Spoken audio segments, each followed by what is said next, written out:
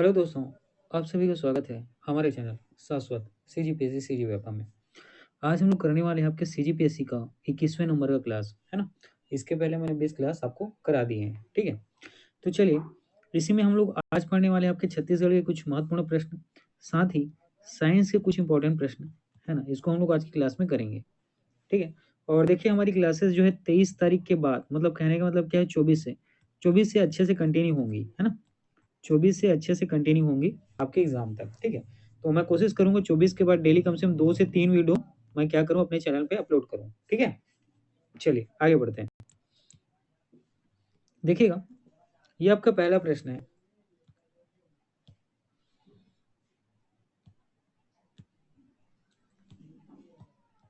ठीक है, ये जो है आपका पहला प्रश्न है।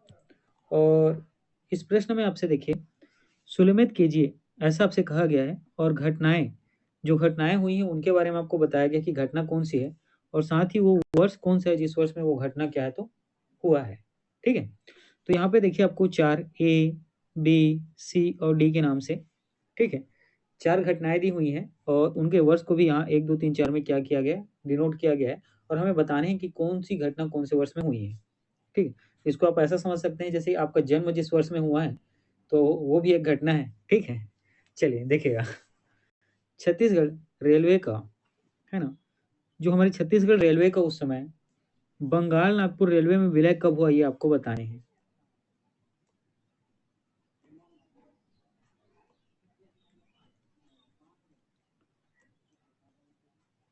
है ना, एक मिनट, पहले मैं जितनी भी चीज़ें हैं उनको क्या करता हूँ, मिटा लेता हूँ, फिर हम लोग डिस्कस करेंगे, ठीक है।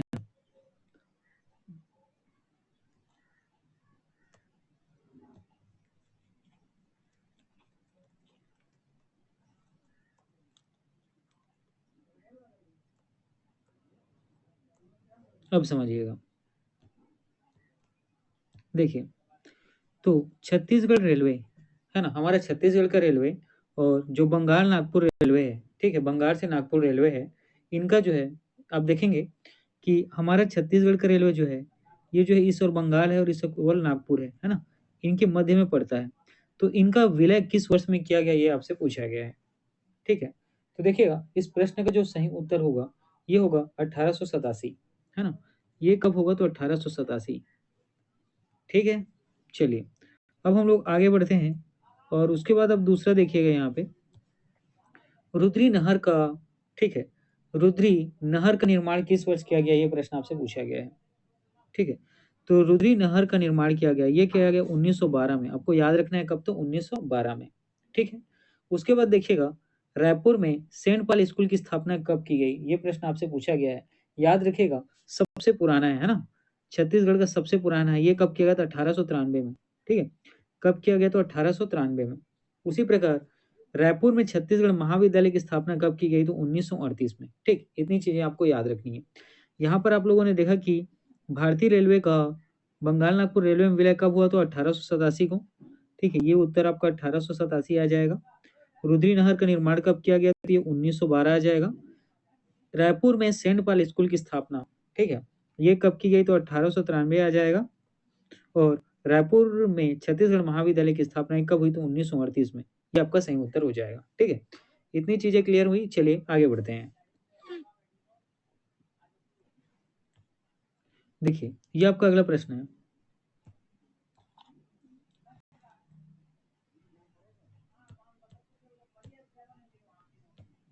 ये क्या है? चलिए देखिए, है ना, ये क्या है, आपका अगला प्रश्न है। और यहाँ से आपसे पूछा गया कि अलबामा हिल स्थित कहाँ है, ये आपको बताने हैं। ए बीजापुर अपलैंड के पश्चिम में, बी बीजापुर अपलैंड के पूर्व में, सी बीजापुर अपलैंड के दक्षिण में, और डी बीजापुर अपलैंड के उत्तर में, ठीक है। इतनी चीजें आपसे पूछा गया है। तो यहाँ पर आपको ध्यान रखना है, अलबामा हिल, ये सबसे पहले तो याद रखना है कहाँ स्थित है, तो ये है तो बीजापुर में, ठीक है तो कहाँ, बीजापुर में। बीजापुर याद रखिएगा, हमारे छत्तीसगढ़ का एक नवीनतम जिला है, समझिए, ठीक है। और ये पहले जो है बीजापुर कौन से जिले के अंतर्गत पहले शामिल था, तो पूर्व में आपको याद रखना है दंतेवाड़ा जिले में इसको शामिल किया गया था, है ना। या दंतेवाड़ा जिले के अंतर्गत ये क्या था तो शामिल था। और अलबामा झील इसी, है ना। बीजापुर के किसमें है, तो पश्चिम दिशा की ओर है, ठीक है। अलबामा झील जो है इसी बीजापुर के किधर है, तो आपको याद रखना है दिशा में पश्चिम दिशा की ओर है। किस दिशा की ओर है, पश्चिम दिशा की ओर है। तो यहाँ पर जो आपका सही उत्तर होगा बीजापुर अपलैंड के पश्चिम दिशा की ओर है, ठीक। अपलैंड का मतलब समझिए जो लैंड है उसी के बारे में ही बात हो रही है, ठीक है। तो ये आपका क्या है, तो उत्तर हो जाएगा, ठीक है। चलिए आगे बढ़ते हैं। देखिए आपका अगला प्रश्न है, और याद रखिएगा यहाँ से जब भी वाद्य यंत्र से प्रश्न आपसे पूछे जाएंगे, है ना, वाद्य यंत्र से संबंधित प्रश्न पूछे आ जाएंगे, और इसमें आपको छत्तीसगढ़ के वाद्य यंत्रों को अच्छे से याद रखना है। इसमें हमारे जो छत्तीसगढ़ के छत्तीसगढ़ी वाद्य यंत्र हैं उनको अच्छे से आपको क्या तो याद रखने हैं, साथ ही ठीक है। और यहाँ से करंट से भी प्रश्न पूछे जाते हैं आपके करंट अफेयर में, कौन से याद वाद्य यंत्र जो है, कौन से, है ना, वाद्य यंत्र को जो, ठीक है, जैसे कि देखिए अभी हाल ही में, है ना, हाल ही में आप एक करंट में न्यूज देखे होंगे, तबला वादक जिनका वर्तमान में निधन हो गया, है ना। तो उसी तरीके से आपको वाद्य यंत्र और उसको जो वादन करने वाले उन दोनों को याद रखना है, ठीक है। तो देखिएगा, देखिए तो यहाँ आपसे पूछा गया अक्कुम एवं तोड़ी किस प्रकार के वाद्य यंत्र है, ये आपको बताने हैं। देखिए अक्कुम और तोड़ी दोनों क्या है, वाद्य यंत्र के नाम है, और वो किस प्रकार के वाद्य यंत्र हैं ये आपको बताने हैं। तो सबसे पहले तो याद रखना है कि वाद्य यंत्र जो है ये 4 प्रकार के हैं, है ना।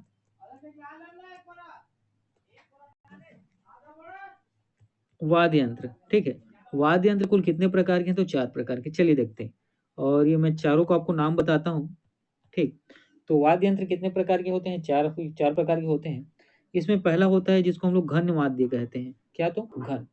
दूसरा होता है औनद, ठीक है। दूसरा क्या होता है, औनद वाद्य यंत्र। तीसरा क्या होता है, आपको याद रखना है, सुशिर वाद्य यंत्र, ठीक। तीसरा क्या होता है, आपको याद रखना है, सुशिर वाद्य यंत्र।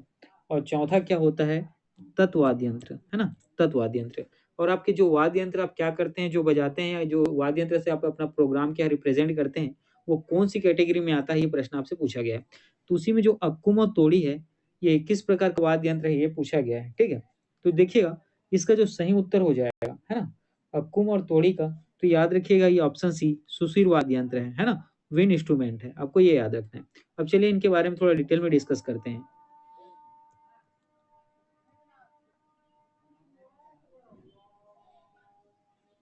ठीक है, चलिए खैर इसको मिटाया नहीं जाए, इसको ऐसे ही यहाँ से हम लोग करते हैं, ठीक, समझिएगा।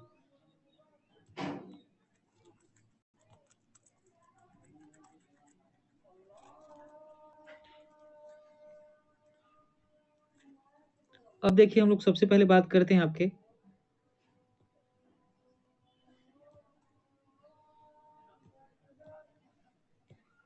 घन वाद्य के बारे में, ठीक है। किसके बारे में बात करते हैं, घन वाद्य के बारे में। तो घन वाद्य यंत्र कौन कौन से होते हैं, तो याद रखिएगा डंडे, ठीक, जो डंडा वाद्य यंत्र है, साथ ही जो मजीरा होता है ना, जो मंजीरा होता है, और जो घंटियां होती है, ये किसके अंतर्गत याद आता है, तो याद रखिएगा आपके घन वाद्य यंत्र के अंतर्गत। उसी प्रकार तंतु वाद्य, ठीक है। तंतु वाद्य के अंतर्गत आपको क्या याद रखना है, तंतु, देखिए तंतु वाद्य करके ऐसा कुछ वाद्य मैंने आपको बताया नहीं है, ठीक है। तंतु वाद्य करके कोई वाद्य नहीं होता, ऐसा मैंने आपको बताया नहीं है, ठीक है। और इसके बाद एक क्या है, तो आपका सुसुर वाद्य, है ना, एक मिनट। और यहाँ पे आप क्या देखते हैं, सुसुर वाद्य, है ना, सुशिर वाद्य। तो इसमें कौन कौन से वाद्य यंत्र आते हैं, तो इसके अंतर्गत बीन, है ना, बीन आप सभी को पता होगा, ठीक है। आपने पिक्चर में देखे होंगे, या कहीं जो सांप पकड़ने वाले सपेरे हैं वो इसका इस्तेमाल करते हैं। सीटी, ठीक है, सीटी कुछ कुछ प्रोग्रामों में इसका, है ना, लोकगीतों में, लोक नृत्यों में इसका क्या तो इस्तेमाल किया जाता है। ये सुशिर वाद्य यंत्र के अंतर्गत आता है। शंख, है ना, जनरली आप पूजा घर में, या, है ना, जनरली आप पूजा घर में, पूजा स्थानों पे देखते हैं, ये सुशिर वाद्य यंत्र के अंतर्गत आता है। साथ ही बांसुरी, है ना, बांसुरी आप लोगों ने देखा भी होगा, और साथ ही आप इसका प्रयोग भी किए होंगे। तो देखिएगा बांसुरी आपको, है ना, फेरी वाला से, ठीक है, ये क्या गली मोहल्ले में जाके बेचते रहते हैं, तो बांसुरी आप लोगों ने देखा ही होगा, आप मूवी में देखा होगा, ठीक है। ये भी सुशिर वाद्य यंत्र के अंतर्गत आता है, ठीक है। उसी प्रकार है यहाँ पे मैंने क्या बताया आपको, अकुम और तोड़ी, ये भी किसके अंतर्गत आते हैं, तो आपको याद रखना है सुशिर वाद्य यंत्र के अंतर्गत आते हैं। और साथ ही आपको तुरही, ये भी नाम याद रखना है, ये किसके, तो सुशिर वाद्य यंत्र के अंतर्गत आते हैं, ठीक है। इतनी चीजें क्लियर हुई, चलिए आगे बढ़ते हैं। अब यहाँ पे देखना आप लोग, ये तो घन वाद्य हो गया और सुशील वाद्य हो गया। अब इसमें दो वाद्य बचा, एक औनध वाद्य। ठीक है, ये क्या, तो औनध वाद्य यंत्र। तो औनध वाद्य यंत्र के अंतर्गत कौन कौन सी चीजें आती है, तो याद रखना है ढोलक और तबला।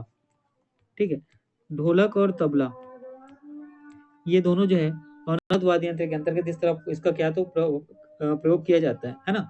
नवरात्रि के सीजन में आप लोग देखेंगे इन दोनों चीजों का प्रयोग किया जाता है, साथ ही ठीक है होली के सीजन में भी इसका क्या तो प्रयोग किया जाता है। और इसके बाद एक कौन सा है, तो तत्वाद्य है ना, एक लास्ट में तत्वाद्य।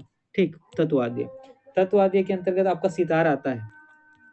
ठीक, तत्वाद्य के अंतर्गत आपका क्या तो सितार आता है, ये भी आपको याद रखने हैं। ठीक है, तो इस प्रश्न के लिए इतनी चीजें आपको याद रखना था। ठीक, चलिए आगे बढ़ते हैं। देखिए आपका अगला प्रश्न है और इसमें आपसे पूछा गया कि इनमें से कौन सा बर्तन नहीं है आपको बताने हैं।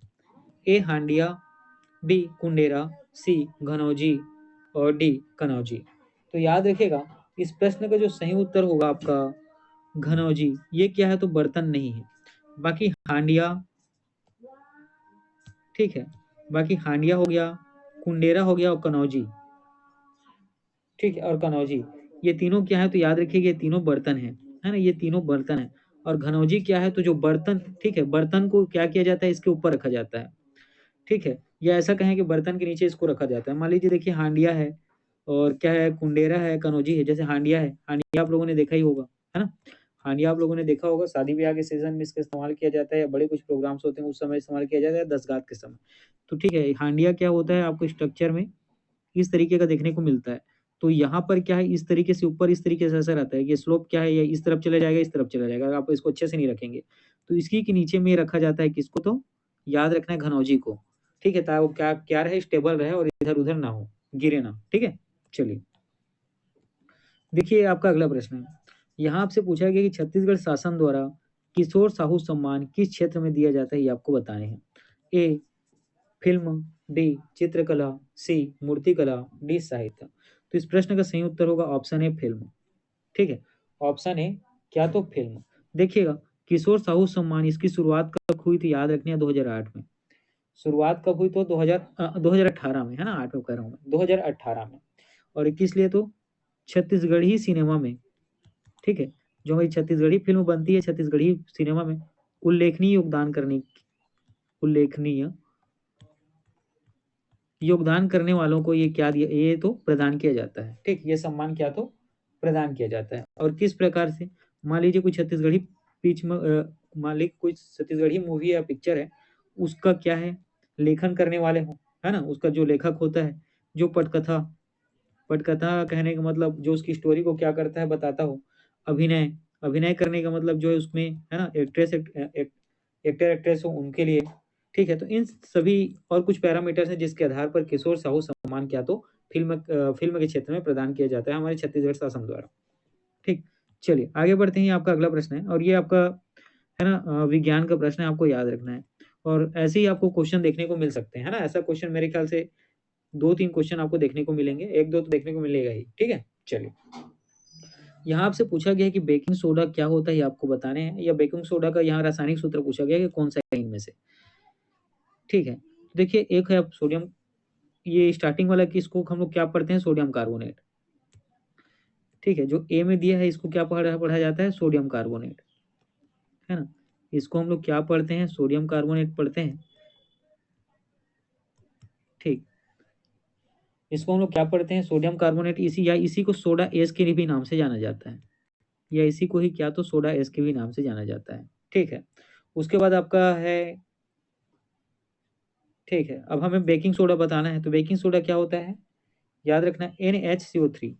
तो बेकिंग सोडा का रासायनिक सूत्र ये क्या है आपका, याद रखना ऑप्शन सी इसका सही उत्तर हो जाएगा। ऑप्शन सी इसका सही उत्तर हो जाएगा। तो बेकिंग सोडा किसको कहा जाता है, सोडियम बाई कार्बोनेट या सोडियम हाइड्रोजन कार्बोनेट। ठीक है, यहाँ पे देखिए एन सोडियम है, एच क्या है, हाइड्रोजन है, और CO3 ये क्या है, कार्बोनेट है। तो इसी को सोडियम हाइड्रोजन कार्बोनेट कहा जाता है या सोडियम बाइकार्बोनेट कहा जाता है। साथ ही इसको याद रखने का खाने का सोडा, है ना, खाने वाला सोडा या मीठा सोडा के नाम से भी जाना जाता है। ठीक, खाने वाले सोडा या मीठा सोडा के नाम से भी इसको क्या तो जाना जाता है। साथ ही याद रखिएगा साफ सफाई में भी इसका क्या तो प्रयोग किया जाता है ना, जैसे फर्नीचर को साफ करने में। ठीक है, या कपड़े उपड़े से संबंधित चीजों में इसका क्या तो प्रयोग किया जाता है, ये आपको याद रखने हैं। ठीक है, और देखिए सोडियम कार्बोनेट 10H2 ये क्या है तो याद रखिएगा, धावन सोडा है। ये क्या है तो याद रखिएगा, धावन सोडा है ना। और यहाँ पे सोडियम कार्बोनेट में Na2CO3 और 10H2 ये इस तरीके से होता है। ठीक है, तो ये क्या है तो धावन सोडा है। ठीक, इतनी चीजें क्लियर हुई, चलिए आगे बढ़ते हैं। देखिए करंट अफेयर में ये आपको याद रखना है कि हाल ही में है ना भारतीय क्रिकेट टीम के जो स्पिनर बॉलर हैं, ठीक है, बहुत अच्छे स्पिनर बॉलर हैं और बहुत सारा मैच इन्होंने अपने खुद के दम पे ही जिताया है। ठीक है, मुझे पर्सनली बहुत पसंद है। ठीक है, और देखिए कि इनका नाम क्या है, आर अश्विन।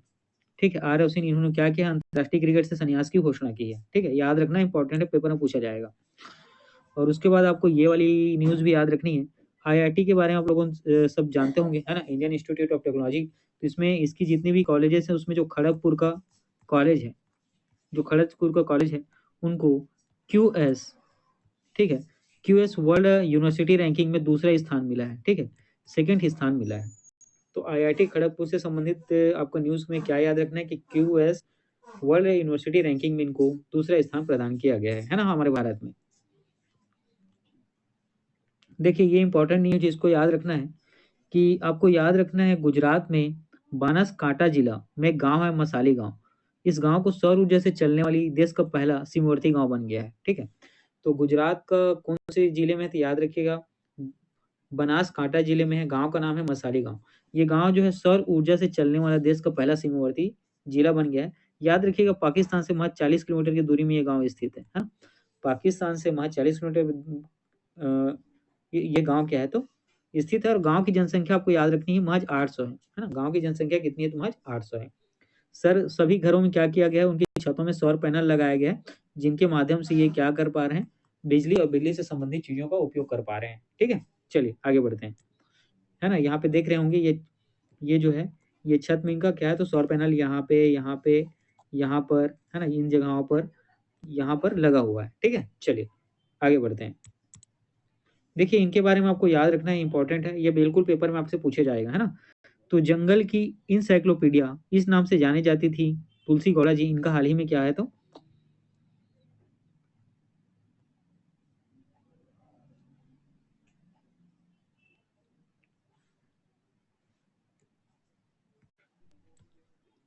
ठीक है। देखिए इस वाले न्यूज को भी याद रखना है, जंगल की इंसाइक्लोपीडिया के नाम से जानी कौन जाती है तो मशहूर तुलसी गौड़ा जी है ना।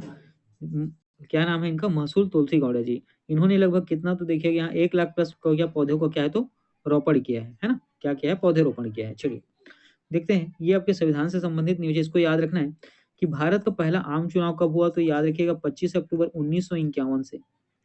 ठीक है, 25 अक्टूबर 1951 से 21 फरवरी 1952 के बीच क्या है तो भारत का पहला आम चुनाव क्या है तो आयोजित किया गया। इंपॉर्टेंट है, याद रखना है 25 अक्टूबर 1951 से लेके 21 फरवरी 1952 के बीच। ठीक है, ये आपको याद रखना है। चलिए ये इस क्वेश्चन का आप आंसर क्या करेंगे, कमेंट करेंगे। और भारत के संविधान सभा में है ना, जो हमारा संविधान है तो उसको बनाने के लिए जो संविधान सभा में जितने सदस्य थे उनमें महिला सदस्यों की संख्या कितनी थी ये आपको बतानी है। ठीक है, ये आप कमेंट में कमेंट बॉक्स करेंगे।